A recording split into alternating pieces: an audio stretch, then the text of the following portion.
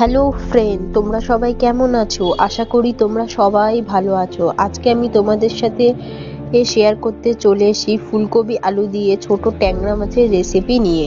ট্যাংরা মাছগুলো ভালো করে ধুয়ে নিয়ে নুন হলুদ মাখিয়ে নিলাম।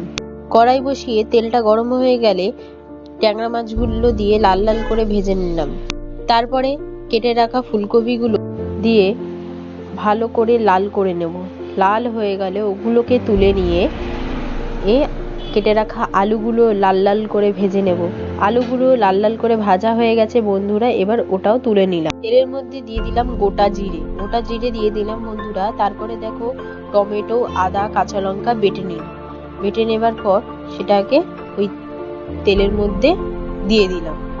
পরে বন্ধুরা ওই তেলের মধ্যে দিয়ে দিলাম। মশলাটা ভালো করে কষে আসলে ধনে গুঁড়ো, হলুদ গুঁড়ো, জিরে গুঁড়ো, লঙ্কার গুঁড়ো, সামান্য একটু নুন দিয়ে দেব পরিমাণ মতো, দিয়ে ভালো করে মশলাটাকে কষিয়ে নেব। মশলাটা কষিয়ে নেবার পরে দেখো মশলা থেকে তেলটা ছেড়ে দিয়েছে।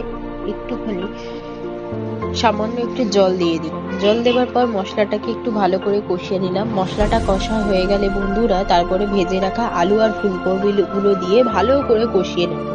ফুলকপি আলুগুলো মশলার মধ্যে ভালো করে কষিয়ে গেলে দিয়ে দেব জল।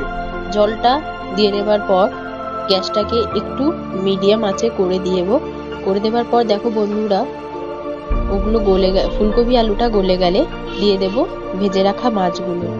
মাছ দিয়ে ভালো করে কিছুক্ষণ ফুটিয়ে নেবার পর রেডি হয়ে গেল আমাদের ফুলকপি আলু মাছের ঝোল রেসিপি। বন্ধুরা আজকের মতো ভিডিওটা এখানেই